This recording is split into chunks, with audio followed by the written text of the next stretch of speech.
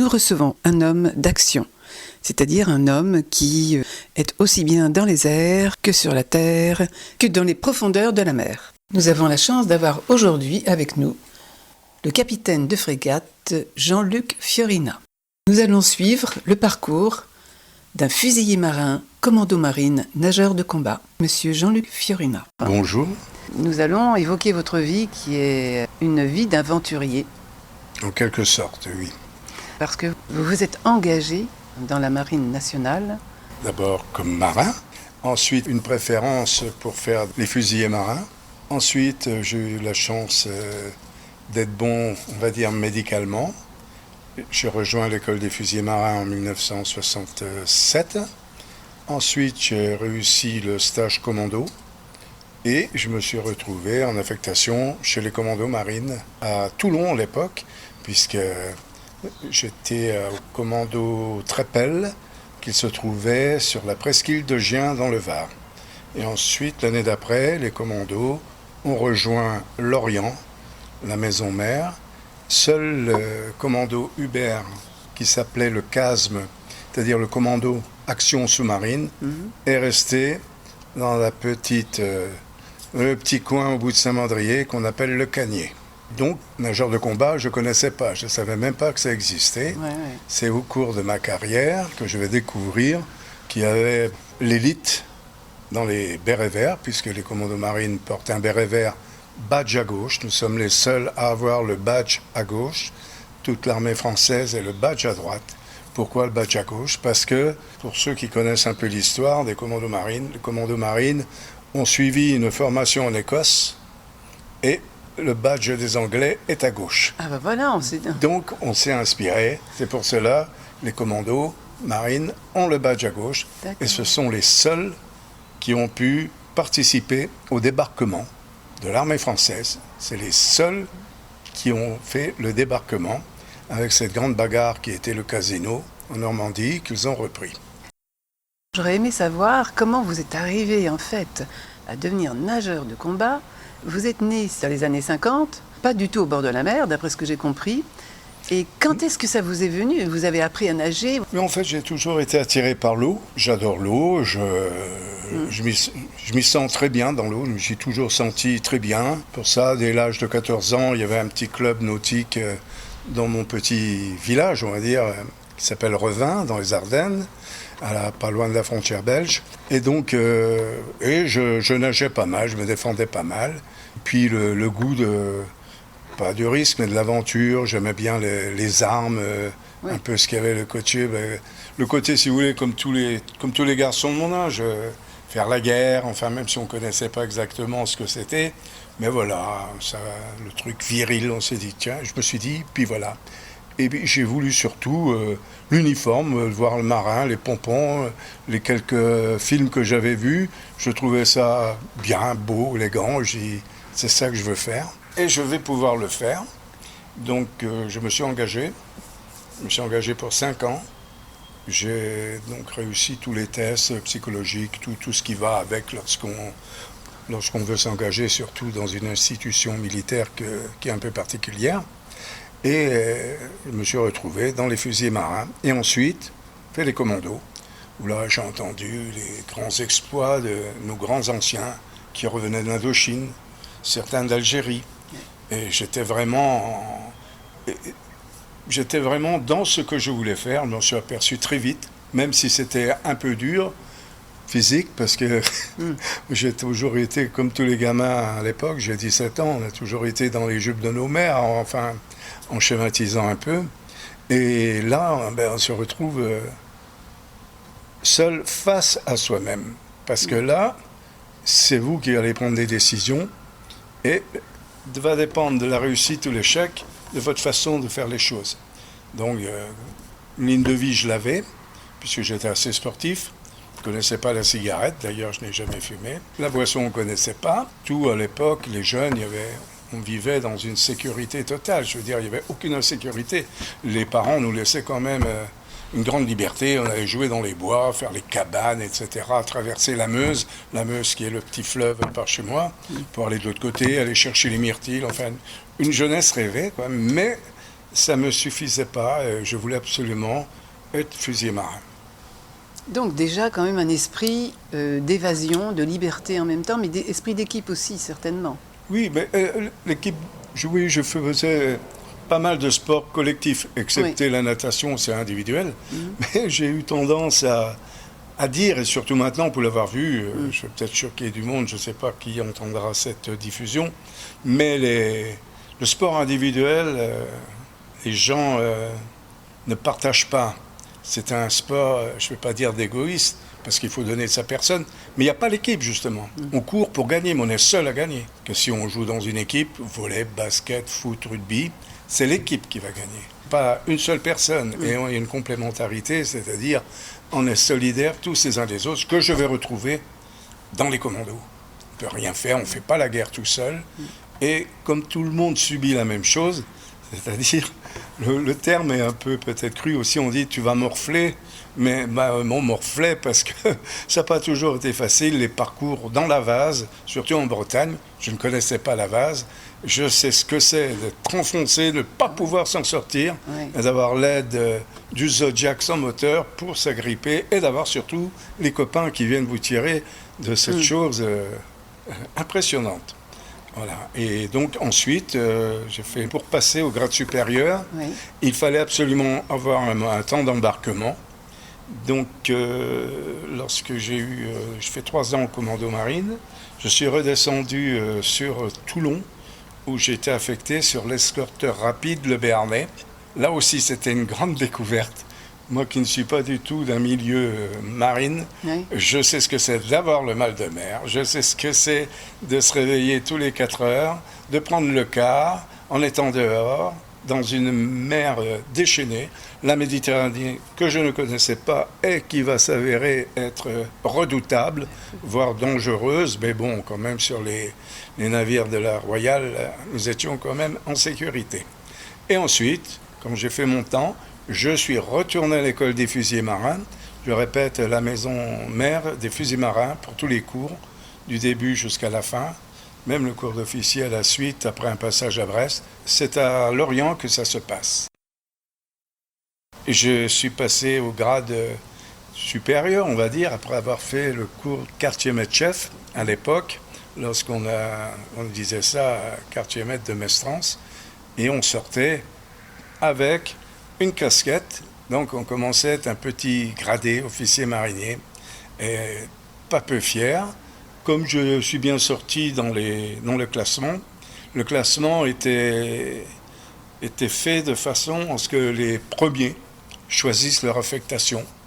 Les 3 premiers qui étaient devant moi avaient des copines, étaient voire mariées sur l'Orient, donc n'ont pas voulu partir en campagne. Et donc j'ai eu cette chance énorme de pouvoir faire le tour du monde, car j'ai embarqué sur le croiseur anti-aérien de Grasse. Voilà. Et donc j'ai regagné Brest pour faire le tour du monde. Et ensuite, je suis rentré, et puis les choses se sont mises alignées. J'étais toujours heureux d'être dans cette marine.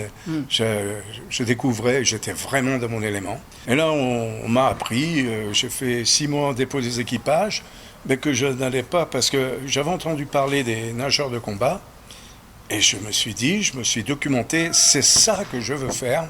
Qu'est-ce qui vous a attiré justement? Qu'est-ce qui vous a attiré? Nageur de combat? Oui, ça consiste en quoi? La curiosité, faire une... Rien que le terme déjà. Découvrir quelque chose d'exceptionnel et pas courant. Il faut savoir que sur une trentaine d'inscrits à un cours de nageurs de combat, va en sortir grand maximum une dizaine. Il y a une année, il n'y a eu aucun nageur de combat, il y a un cours par an. Donc là, c'est des sélections très dures sur le plan psychologique, intellectuel, et puis bien sûr sportif, exigeant. On passe à côté de... Il n'y a pas de faveur, il n'y a pas de favoritisme. Ce qu'on craignait, c'est le vendredi, d'entendre un tel chez le chef. On savait qu'un tel chez le chef, c'était au revoir, il faisait la valise. Qu'est-ce qui faisait, quel est le critère négatif, un grand critère négatif qui pouvait faire que la personne parte. L'aptitude aux nageurs de combat, Oui. l'aptitude au gaz respiré. Parce que contrairement, ce n'est pas de l'air, c'est de l'oxygène pur. L'oxygène pur que l'on respire. C'est un appareil ventral avec une cartouche épuratrice dans laquelle il y a un granulé qu'on appelle la chaussodée et dont le rôle est de fixer le CO2, c'est-à-dire le gaz carbonique. Donc il y a un test de longévité, c'est-à-dire on partait pour rester 4 heures sous l'eau, voire pour aller jusqu'au bout, épuisement de la réserve. Ouais. Et là, certains remontaient bien avant la limite et on s'apercevait après, médicalement, ils étaient inaptes à l'oxygène. Donc, malgré que ce soit des champions de natation, des grands balèzes, ils ne pouvaient pas poursuivre le cours. Ça s'arrêtait pour eux. D'accord, pour nous futurs, les auditeurs qui souhaitent... Oui, mais ça, ils vont le découvrir seulement, même si c'est des champions en natation, qui ne se la jouaient pas, mais qui roulaient un peu leur caisse en disant ouais, c'est vrai qu'ils étaient éblouissants à voir au test piscine. Mais à l'oxy, là, le corps accepte ou accepte pas.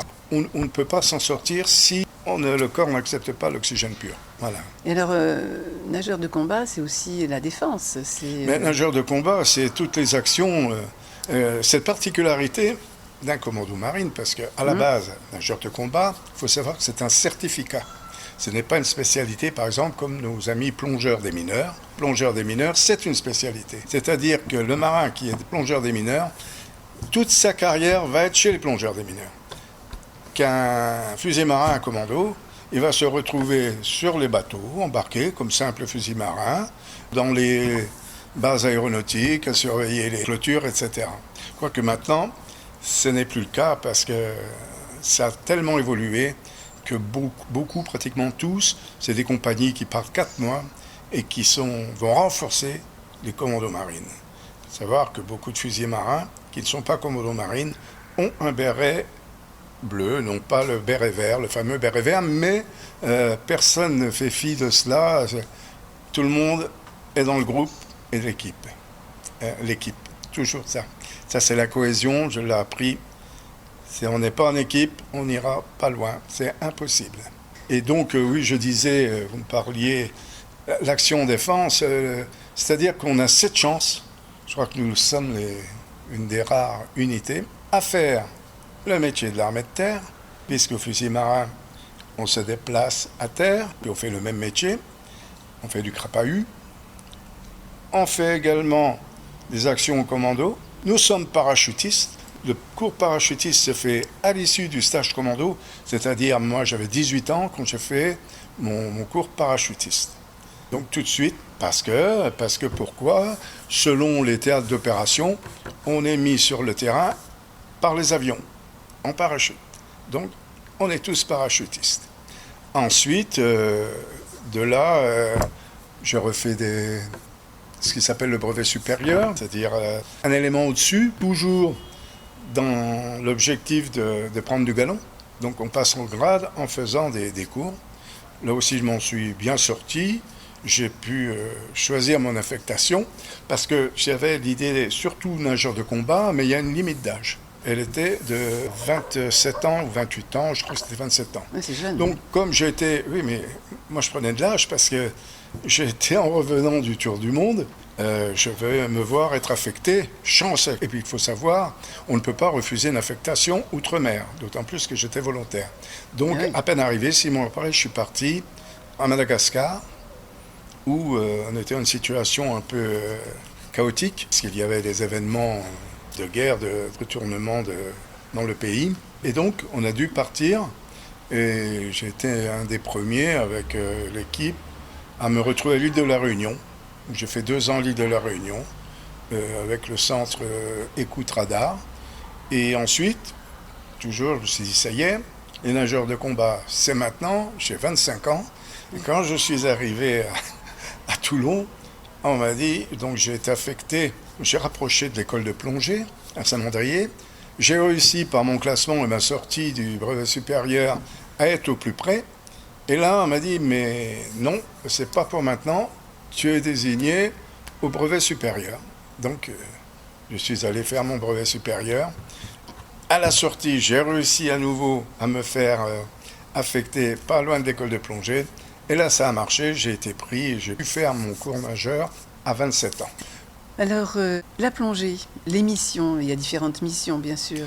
Pour en revenir aux nageurs de combat, c'est spécial parce que lorsqu'on fait des plongées à l'air, au commando Hubert, c'est, on va dire, des plongées détente. C'est pas du travail, c'est de la détente ou alors une technique particulière. Quand vous dites à l'air, c'est-à-dire... À l'air, les bouteilles qu'on met sur l'auto, bouteilles d'air. D'accord. Mais en revanche, toutes les actions, c'est de l'oxygène pur, une sorte de recycleur qu'on met sur le ventre avec une bouteille d'oxygène pur. C'est pour ça que j'expliquais en amont le rôle du granulé qu'on appelle la chaussodée. Et là, les missions, elles sont diverses. Ça peut être aussi bien aller faire sauter une mine ou un objet dangereux que quelqu'un aura découvert.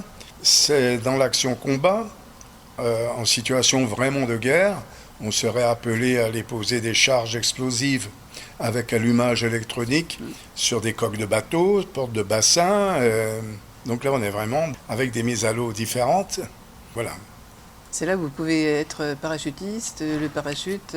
C'est là où rentre l'intérêt du parachutisme, parce que la pénétration dans les airs à partir d'un avion est vraiment le top dans la discrétion. Vous imaginez le calcul de la mission, on appelle ça un dossier d'objectif. On ne part pas comme ça à l'aventure, on se dit tiens, aujourd'hui on va faire ça, ça, non.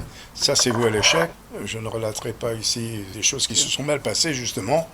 Pas assez d'études dans le dossier d'objectif où tout doit être pris en compte. Et donc là, on vous dit voilà tel objectif, ce bateau ennemi doit couler à telle heure, à ce niveau de la position. Bon. Et donc, on va travailler sur une carte de navigation, comme un navigateur, avec la règle CRA, sachant qu'un nageur de combat fait 3 minutes au 100 mètres équipé armé, c'est-à-dire, quand je dis équipé armé, c'est-à-dire son armement, c'est sa charge de 10 kg qu'il a dans le dos, qu'il va devoir poser à un endroit bien précis de l'objectif désigné. Donc la mise à l'eau, bien souvent, la plus discrète, se fait par aéronef. Donc à l'époque, c'était le Nord Atlas, le 2501, voire ça peut se faire en hélico, mais avec le Nord Atlas de l'époque, l'avion, le taxi, comme on dit, va monter, c'est de nuit. Toutes nos opérations se passent de nuit, sans éclairage, sans lampe torche. La lampe torche ne sert uniquement pour dire qu'il y a un problème, venez nous chercher. Il n'y a jamais de lumière dans toutes les actions. Donc on a travaillé au préalable sur une carte, on sait très bien les caps que l'on doit faire, ainsi que le temps par cap choisi, calculé, à faire. Tout est chronométré. Oui, parce que il peut arriver des choses pas surprenantes, mais je me souviens, lors d'un entraînement, on avait attesté c'était en Normandie, et le phare du Homais, il y avait sous-marin nucléaire, on devait tester la défense, pour voir vraiment si ça sert aussi à cela. Et un moment, lorsqu'on a voulu sortir, nous étions pris au piège. C'est-à-dire, quand j'étais équipier, venait d'arriver au commando Hubert, et quand le chef, dans le noir, m'a fait comprendre que, d'abord, il a arrêté, il avait la planchette, c'est-à-dire sur la planchette, c'est une petite planchette triangulaire, enfin en forme de triangle, sur laquelle il y a un profondimètre et une boussole. Parce que je répète, on ne doit pas descendre en dessous de 7 mètres pour éviter l'hyperoxie. Et là, j'ai compris qu'il y avait un problème. Et lorsqu'on a voulu sortir, un plafond. Donc le cœur commence, réaction normale, à battre, à se dire qu'est-ce qui se passe. On ne peut pas se parler, nous sommes dans l'eau. On essaye de comprendre ce qui se passe. Et en fait, nous étions rentrés dans un égout énorme. Donc il fallait qu'on s'en sorte. C'est pour ça que j'avais fait dans un livre, lorsqu'on m'avait interviewé, et je dis, quand le noir devient moins noir, et au bout, j'ai vu que le noir était moins noir, que la sortie était là, et bien content, en fait. On avait dépassé l'objectif de 3 minutes avec le courant, parce que tout ça, il faut qu'on le calcule, la marée, le courant. Et on était rentrés, on avait changé la position, on avait fait du plein est à l'époque, 3 minutes avant, et il y avait cet égout dans lequel nous nous sommes engouffrés. Donc là, il y a des petites choses comme ça qui peuvent survenir, mais bon, on a été testé avant, le sang-froid, il est là, et la mission, elle a réussi, et ça va me servir plus tard, parce que de rester calme dans l'eau. Et beaucoup de nageurs de combat sont impliqués dans les forces spéciales, ainsi que nos camarades commando marine. Mais au départ, nous sommes tous fusiliers marins, commando. Et le nageur, c'est le plus. Ah oui, c'est le top pour quel que soit le commando marine. D'ailleurs, les auditeurs, vous pourrez, si vous voyez des commandos, lui demander. Alors, nageur, il vous dira. Il vous dira, ou il vous dira pas s'il est nageur, parce qu'on est quand même les hommes de l'ombre. En discrétion, mais il y a pas mal à dire, mais si quelqu'un dira, il sera honnête ou pas, il dira, oui, j'aurais bien voulu être nageur, j'ai pas pu, ou... bref. Alors, les bâtiments sur lesquels vous avez été affecté J'étais responsable des plongeurs. Donc, j'ai fait le Béarnais, et ensuite, j'ai fait 4 ans dans la période du Liban, 81-85, j'ai fait donc le porte-avions Foch. Donc vous avez été 4 ans à bord du porte-avions oui, Foch. Oui. Et ensuite, j'ai été demandé au choix, si on veut dire comme ça, par le commandant du GISMER, le groupe d'intervention sous la mer, qui n'est autre que la continuation du GERS, groupe d'études de recherche sous-marine, créé par le commandant Taillez, Cousteau et Frédéric Dumas. Alors justement, ces fonds marins, là, vous pouvez peut-être nous en parler aussi, de la beauté, des rencontres. Oui, les fonds marins, je peux vous dire, oui, la beauté à l'époque. Parce que maintenant, c'est bien triste. Hein. Il m'arrive encore de faire quelques petites plonginettes, on va dire. Mais la mer est... Qu'est-ce qui se passe? C'est ravagé, quoi. D'abord, beaucoup de gens ne respectent pas. On trouve énormément de choses dans l'eau. Je fais partie des sauveteurs en mer de Bandol depuis 2009. Et on avait participé, il y avait une association justement qui nettoyait les plages, et nous ont demandé un concours. Et c'est fou ce qu'on a retrouvé dans l'eau, dans le petit port, tout de suite, où les gens se baignent. C'est anormal qu'on trouve toutes ces choses. Enfin, c'est vrai que j'ai fait des plongées fantastiques. J'ai eu la chance de plonger en mer Rouge, dans l'océan Pacifique, dans l'océan Indien. J'ai quand même plus de 8000 plongées à mon actif. Et j'ai plongé pratiquement tous les systèmes. Et c'est cette diversité, c'est remarquable. Et il y a alors ici, il faut des sites protégés, comme il y a en Corse, comme il y a à Port-Cros, pas loin de chez nous. Là, on voit des barracudas, on voit vraiment, parce qu'il y a interdiction de pêcher. C'est protégé. Oui, voilà. C'est protégé, c'est très bien. Est-ce que ça vous manque maintenant Pourtant, vous êtes toujours dans la natation, vous êtes maintenant même président national. Je suis rentré dans le milieu associatif, parce que je me suis retrouvé, je suis parti très tôt, j'ai pris ma retraite, j'avais 48 ans, mais il fallait que je fasse des choses. J'ai repris le musée de la plongée Frédéric Dumas, qui se trouve à Sanary-sur-Mer. Donc j'en ai été le président et maintenant le président honoraire. Et là, actuellement, après avoir été vice-président national de l'Amicale des nageurs de combat, j'en suis devenu le président national. D'accord. J'appartiens aussi dans les associations comme le Mérite Maritime, comme les Vieilles Tiges du groupe Normandie-Niemen, Pierre Pouillade. Donc voilà, je fais partie des paras, bien sûr, de l'amicale des paras. N'oublie pas, même si c'est les bérets rouges, ça permet de les chambrer un peu. Comme il n'y en a aucun dans ceux que je connaisse qui sont moniteurs paras, je leur dis, messieurs, n'oubliez pas que c'est moi qui vous larguais au moment du parachutage. Voilà, non, mais nous sommes des frères d'armes. Alors, on a tous vécu à notre niveau, on a eu des passages obligés, et on sait ce que c'est d'en baver. Mais, comme je l'ai dit au préalable, on n'est pas seul. Pour certains, c'est plus dur. Bon, on ne va pas dire qu'on se satisfait de cela, mais on s'est dit, ça va finalement. Et là, quand vous êtes bien rentré de ce qu'il y avait à faire, bien douché et au chaud dans votre lit, qu'il y en a encore qui sont en train de galérer, on pense à eux, on s'est dit, là on est bien, on va récupérer un peu plus qu'eux. Parce que c'est pas fini. Le lendemain, ça va recommencer dans autre chose. Être et durer, c'est la bonne devise. Être et durer. Et vous savez transmettre aussi, c'est ça aussi. Vous avez... après oui, mais je pense que c'est... Vous avez beaucoup de patience.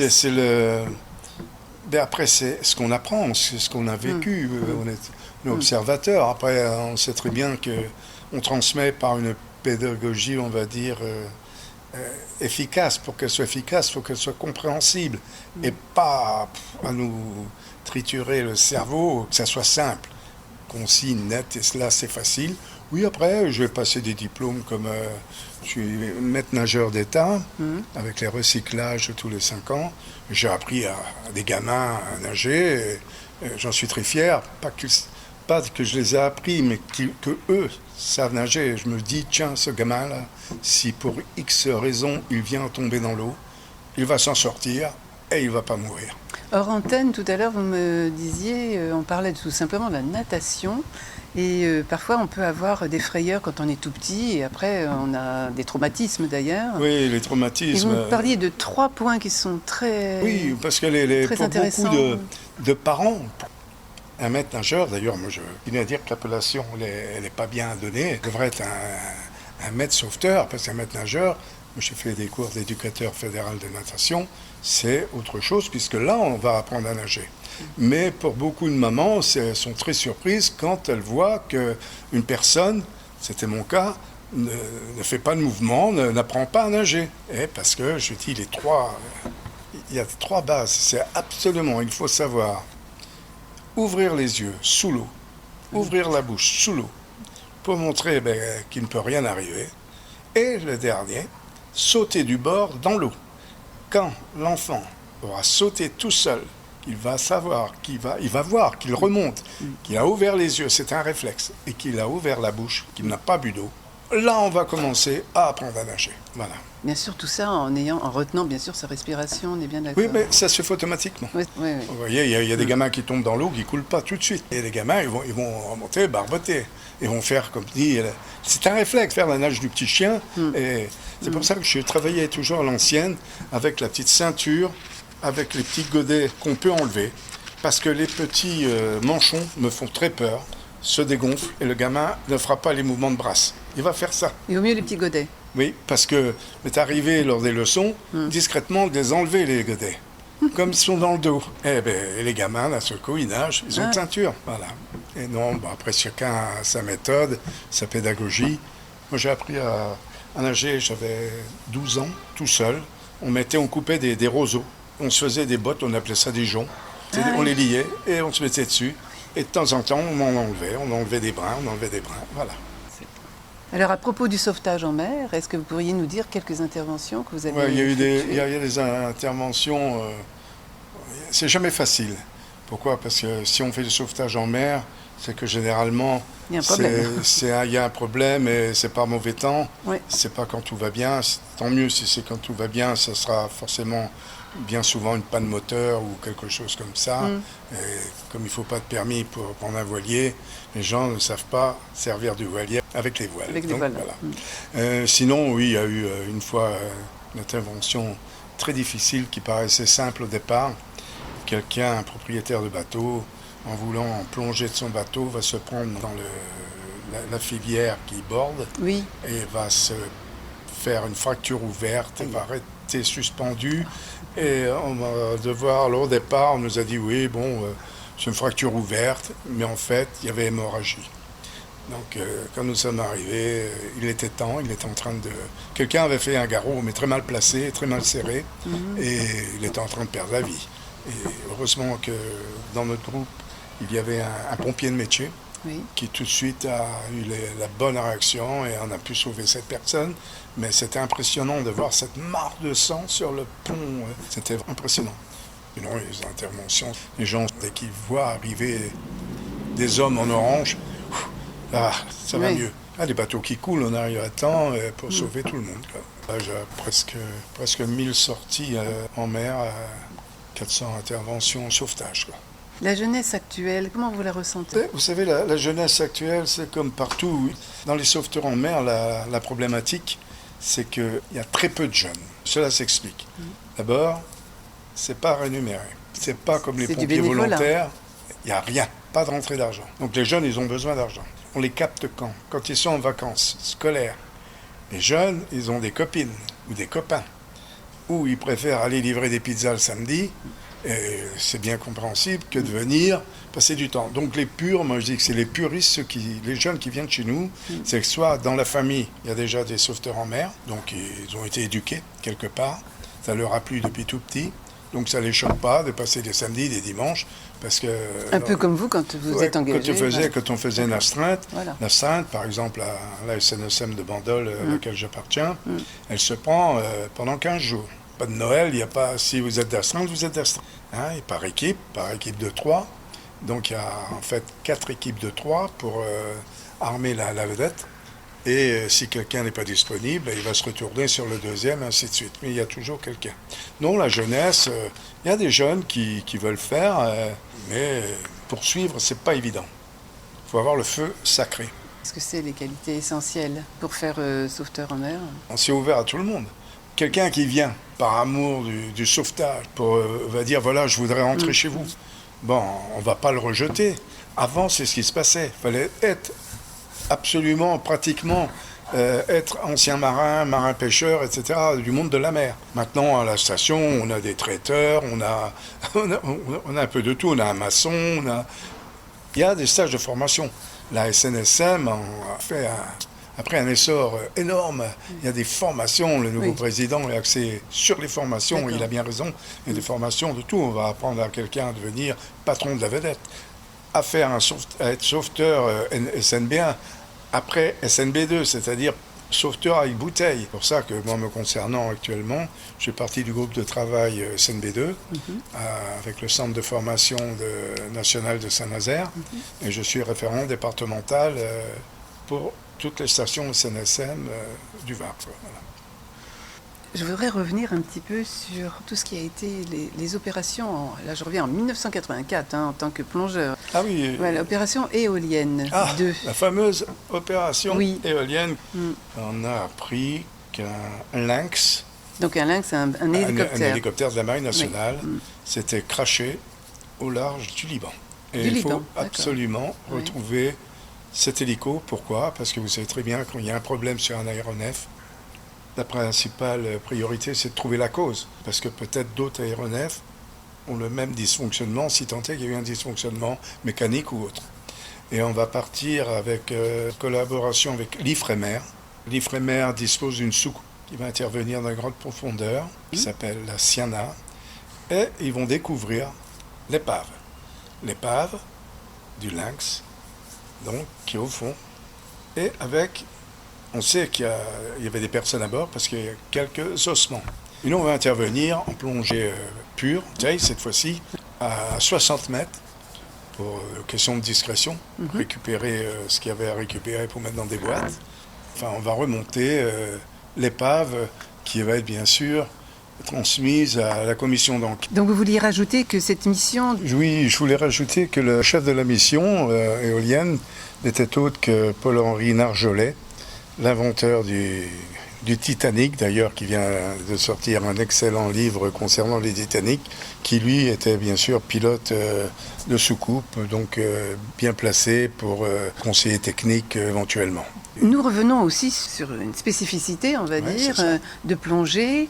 Et M. Furina, dites-nous ce que vous vouliez justement tout à l'heure, on a oublié peut-être de dire, au niveau de la plongée.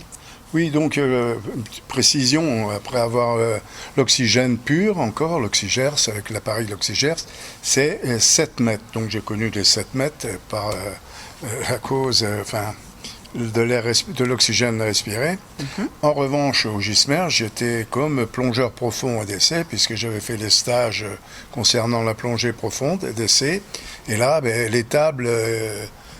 les médecins réalisaient, les hyperbaristes réalisaient des tables avec des personnes, dont nous, dans le caisson, pour voir combien de temps il fallait mettre pour la décompression, etc.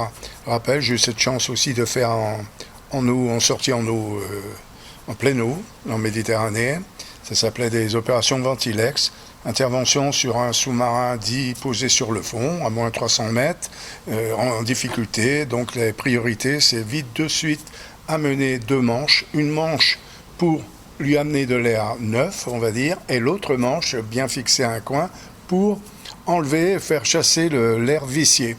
Et c'est vrai que là, c'est une autre dimension. Ça s'appelle des plongées à saturation pour... quoi qu'il arrive, c'est-à-dire l'avantage de la saturation, c'est qu'on peut rester le temps qu'on veut. Lorsqu'on a intervention plongée, même à moins de 100-300 mètres, si on a froid, parce que le gaz respiré n'est plus de l'oxygène, n'est plus de l'air, mais de l'hélium. C'est un trimix, c'est un ternaire, c'est vraiment un composé de mélange gazeux. Et c'est pas la même façon pour l'évacuer. C'est-à-dire que là, si j'ai froid, je demande à rejoindre la tourelle, parce que la tourelle va être immergée par un treuil électrique jusqu'à moins 250 mètres. De là à moins 250 mètres, il va y avoir équipression et 2 plongeurs.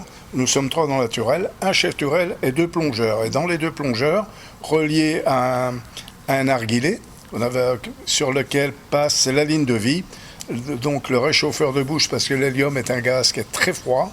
Au bout de 20 minutes, on trempe comme des feuilles mortes là. Donc le deuxième plongeur, lui, filme, et le premier, c'est lui qui intervient. Et l'intervention, c'est de fixer les manches à des endroits bien précis. C'est pour ça qu'on dit la robotique, oui, mais dans le noir complet, avec le brassage, on ne voit plus rien, l'être humain, lui, trouvera toujours l'endroit pour ressasser. Donc je rappelle aussi cela, que pour une plongée à moins de 250 mètres, 300 mètres, d'abord on a 250 mètres, on a 26 kg de pression au centimètre carré, on est écrasé. Et ensuite, pour remonter en surface, c'est-à-dire en décompression, quand la plongée sera finie, nous sommes dans un caisson qui, lui, est comprimé à moins 200 à 250 bars, qui est à l'intérieur d'un bateau support. Mais pour rejoindre la surface, il nous faudra 7 jours de décompression, quoi qu'il arrive. Ce qui veut dire qu'on vient plus vite de la Lune sur la Terre, où il faut 4 jours, qu'une plongée à moins 250 mètres. Eh bien voilà, nous avions Jean-Luc Fiorina qui part de l'espace pour arriver sur la Terre et traverse la Terre pour arriver dans les fonds marins. C'est un homme d'action formidable, nous le remercions vraiment infiniment, tous ses frères d'armes également, bien sûr. Merci à vous de cette proposition de pouvoir raconter un peu le monde de la mer, pas spécialement mon aventure, parce que beaucoup d'autres l'ont fait bien avant moi, la font en ce moment et la feront, j'espère, après moi, mais ça peut déjà indiquer un chemin pour les passionnés du monde sous-marin. Du monde sous-marin et puis toute autre personne qui aime notre Terre. C'est ouvert à tout le monde, il n'y a pas besoin d'être champion du monde dans une catégorie. Je vous dis, il y a certains critères, notamment pour les futurs commandos marines qui voudraient être nageurs de combat, j'espère qu'ils seront nombreux.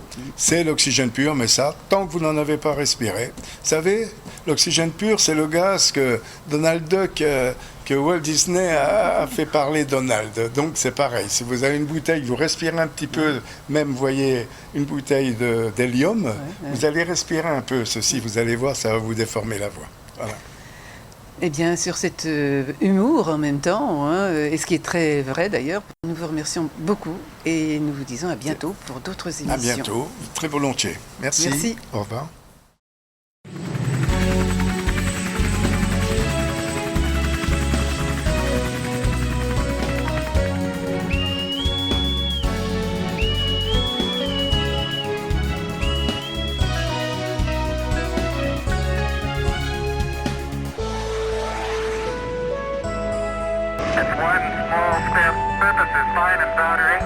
Okay, Houston, I'm on the board. That's one small step. Purpose is fine and powdering.